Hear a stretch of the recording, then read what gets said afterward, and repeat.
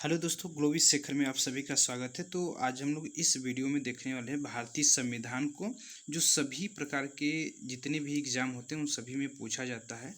तो ये specially super TET, UP लेखपाल और इस तरह से इन सभी के लिए बहुत ही इम्पोर्टेंट रहेगा। तो चलिए स्टार्ट करते हैं और वीडियो के अंत तक आप बने रहिए, क्योंकि इसमें आपको मिलने वाला है बहुत ही इम्पोर्टेंट क्वेश्चन।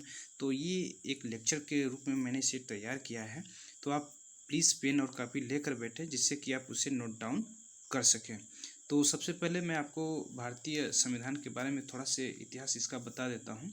सबसे पहले मैं आपको बताता हूँ कि जो प्लासी का युद्ध हुआ था 1757 ईस्वी में, और उसके बाद चौसा का युद्ध 1764 ईस्वी में हुआ था। सॉरी, बक्सर का युद्ध हुआ था। तो इसके बाद अंग्रेज़ों के द्वारा ये सब जीत लिया गया था इंडिया को, और बंगाल पर ब्रिटिश ईस्ट इंडिया कंपनी का शासन पूरा इस तरह से हो चुका था। और इसी शासन को अपने अनुकूल बनाए रखने के लिए अंग्रेज़ों ने समय समय पर ऐसे एक्ट पारित किए जो भारतीय संविधान के विकास के लिए बहुत ही इम्पोर्टेंट रहा, और वह एक प्रकार की सीढ़ी बन गई।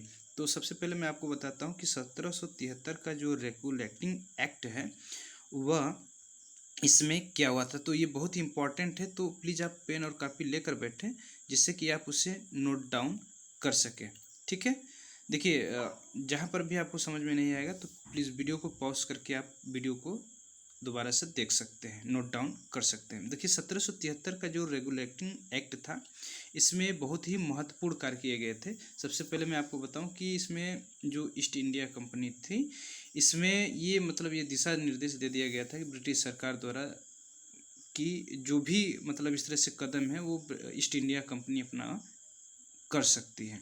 ठीक, और इसी के बदौलत कंपनी के जो प्रशासनिक और राजनीतिक जो कार्य थे उनको भी मान्यता इसको मिल गई थी, और इसमें केंद्रीय प्रशासन की भी नींव रखी गई थी। ठीक, अब आइए देखते हैं कि रेगुलेटिंग एक्ट 1773 की विशेषता क्या है। सबसे पहले मैं आपको बता दूं, लॉर्ड वारेन हेस्टिंग, ये बहुत ही रोल इनका अहम था। तो आइए जानते हैं। देखिए, सबसे पहले मैं आपको बताऊं कि इसमें यानी 1773 के रेगुलेटिंग एक्ट के तहत बंगाल का जो गवर्नर था, यानी बंगाल का गवर्नर जनरल, ये एक पद दे दिया गया था, और मुंबई और मद्रास के जो गवर्नर थे वो इन्हीं के अधीन हुआ करते थे। तो इस एक्ट के जो तहत जो हमारे पहले गवर्नर थे, गवर्नर जनरल, वह हमारे थे Lord Warren Hasting. Lord Warren Hasting यहाँ पर लिखा गया है। तो इस तरह से इनका बहुत बड़ा रोल था। और मैं अगर बात करूँ कि इस अधिनियम के तहत ही, यानी 1774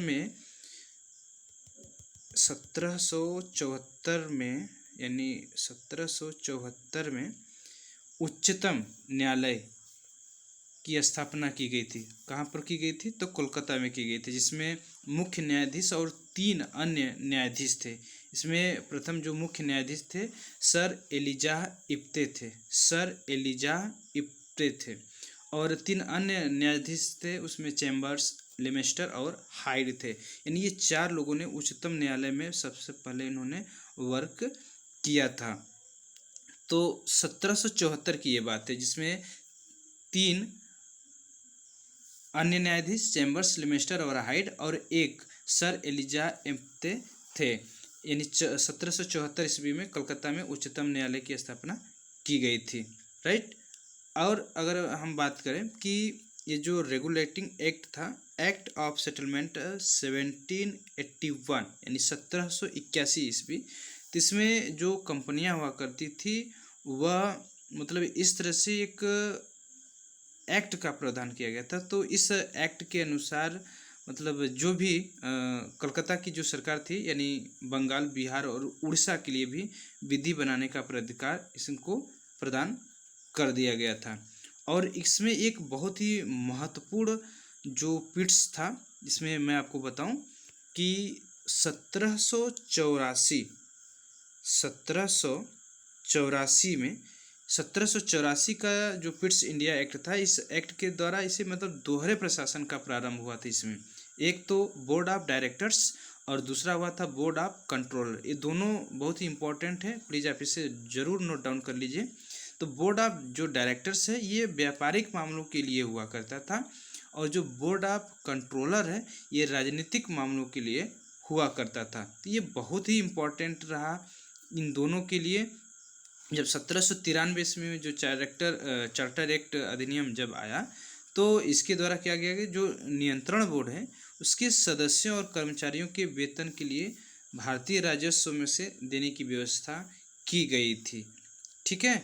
और जब 1813 का जब चार्टर अधिनियम आया 1813 का, तो उसमें क्या किया गया था, उसमें किया गया था भाई कि जो कंपनी है उसको अधिकार पत्र को 20 वर्षों के लिए बढ़ा दिया गया था, और कंपनी के भारत के साथ व्यापार करने के एकाधिकार को छीन लिया गया था। तो ये बहुत ही महत्वपूर्ण यहाँ से आपको, और यहाँ से आपको एक प्रश्न और भी बन सकता है कि 1813 में सबसे पहले ईसाई पादरियों को भारत में आने की जो आज्ञा है वो नहीं दी गई थी 1813 में ईसाई पादरियों को।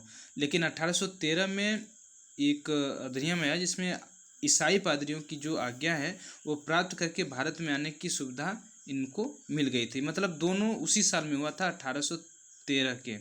ठीक। तो 1833 का जब चार्टर अधिनियम आया तो इसमें जो इसकी जो विशेषता थी कि भाई इसके द्वारा जो कंपनियां थी वो व्यापारिक अधिकार पूर्णतः मतलब इस तरह से समाप्त कर दिया गया था इसके।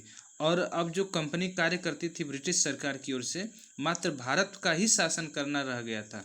और जो बंगाल के जो गवर्नर जनरल को भारत का गवर्नर जनरल कहा जाने लगा, यानी बंगाल पर जो गवर्नर था बंगाल का, वो पूरे भारत का गवर्नर जनरल कहा जाने लगा।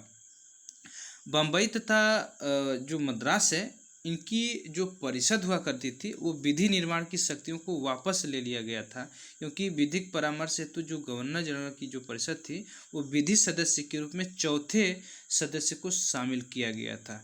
राइट। तो इस तरह से ये इतने 1833 का चार्टर अधिनियम था। अब अगली वीडियो में हम लोग पढ़ने वाले हैं जो अधिनियम है मिंटो मार्लो, लॉर्ड मिंटो, इस तरह से ये कौन थे, वायसराय हमारे लोगों के लिए कौन आया कौन गया, और कौन गवर्नर था, और कौन कौन से कितने अधिनियम में कितने महिलाएं थी, कितने मंत्री पद थे। इस तरह से हम सभी लोग धीरे धीरे करके अलग अलग इस तरह से हम लोग इसमें देख सकते हैं। और संविधान सभा में कौन कौन सी समितियां थी, उसके अध्यक्ष कौन थे, और मंत्री कौन था, और किन्हें कौन सा विभाग मिला था। इस तरह से हम लोग पूरा संविधान पढ़ेंगे। तो प्लीज़ आप वीडियो को जब भी वीडियो अपलोड हो तो प्लीज़ आप उसे देख लिया करें। उसके लिए आपको क्या करना पड़ेगा, अगर पहली बार विजिट करें तो प्लीज़ चैनल को सब्सक्राइब कर लीजिए, और सब्सक्राइब करने के बाद बेल आइकन को प्रेस कर लीजिए, जिससे कि जब भी मैं वीडियो अपलोड करूं तो सबसे पहले आपके पास वीडियो चली जाए। और इस आगे की वीडियो में जब भी हम लोग पढ़ेंगे तो संविधान सभा की जो महिला सदस्य थी 15, उसमें कौन कौन सी थी, और बहुत ही महत्वपूर्ण है क्योंकि यहाँ से प्रश्न आपको हर एग्जाम में मिल जाएगा। एक प्रश्न आपको यहाँ से प्रश्न आपको मिलता है। और अनुसूचित जाति अनुसूचित जनजातियों में कितनी संख्या थी, यहाँ की संख्या 33 थी। तो महिला की संख्या कितनी थी, 15 थी। तो कितने और कैसे इन्हें बनाया गया, तो आगे की वीडियो में हम लोग पढ़ने वाले हैं। तो सुपर टेट के लिए आप लोग तैयार रहिए, क्योंकि सुपर टेट और यूपी लेखपाल ये दोनों अब बहुत जल्द ही आने वाले हैं। तो सुपर टेट तो आपको मानकर चलिए कि आपको कब मिलना है, सुपर टेट आपको नवंबर या दिसंबर में मिल ही जाना है। तो सुपर टेट के लिए आप लोग तैयार रहिए। उसके लिए तो ये चैनल आपके लिए बहुत बेस्ट रहेगा। अब क्योंकि अब अगले दिन आपको शायद साइंस का वीडियो मिले, नहीं तो आपको एक तरफ से पूरा जितना भी सिलेबस है सेम टू सेम आपको उसी बेस्ट पर आधारित आपको मिलने वाला है यहाँ से।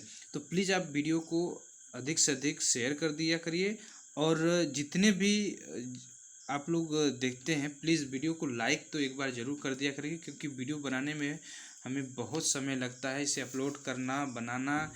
ठीक है।